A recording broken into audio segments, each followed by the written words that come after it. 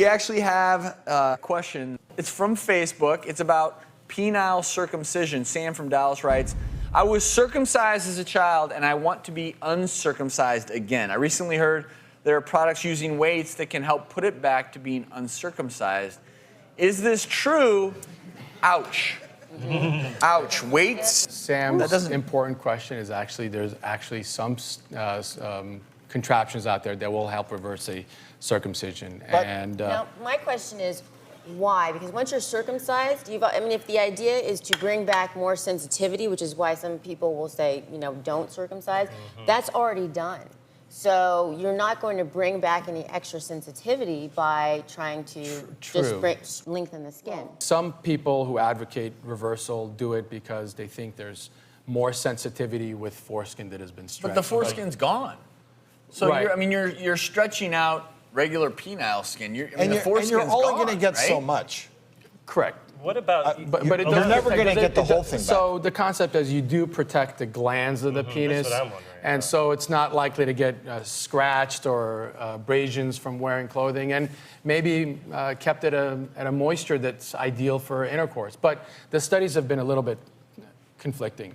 There's been some studies that have shown that the prepuce actually, or the foreskin, has some sensory fibers there that make it more sensitive, while there's other studies that have not really shown that.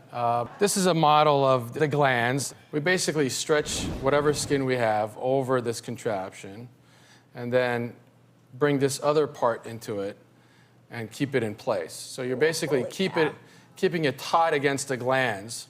And so this is actually the basic model. This strap basically goes down to a contraption that's worn on the knee, and it gives it a nice little tug. So during the day, while you're sitting at your desk or going about your day-to-day business, this is actually keeping it taut. While Dr. Joseph is showing us this, as a woman, if you saw this contraption,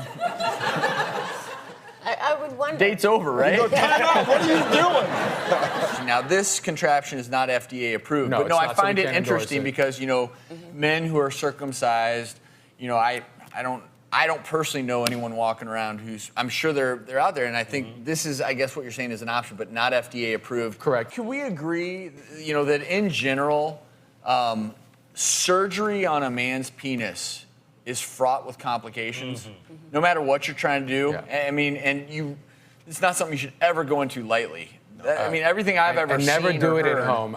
I have my own share of stories from going online on the internet and reading stuff about how to do certain things at home. And my favorite was a very educated guy that was at a university, and he was an engineer. He decided to circumcise himself at home. I tell you, I get more requests for circumcision. You know those instruction sets that it says, please read fully before you execute? Well, he actually decided to just go step by step without reading ahead. And it became part of reconstructing the skin back, and he realized he didn't have the right suture for it.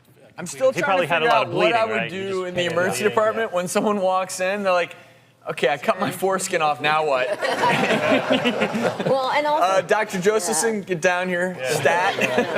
And that's one of the things that then comes up of when, if you didn't do it as an infant, when would you do the circumcision? Doing it as an adult is a lot harder, associated with complications, more painful than it is doing it as an infant. Yeah, and that's kind of one of the arguments why to do it as a newborn, because it recovers so much faster. But no right or wrong answers. It's in the end a personal choice. You have to be educated about the benefits and the disadvantages, just like everything else.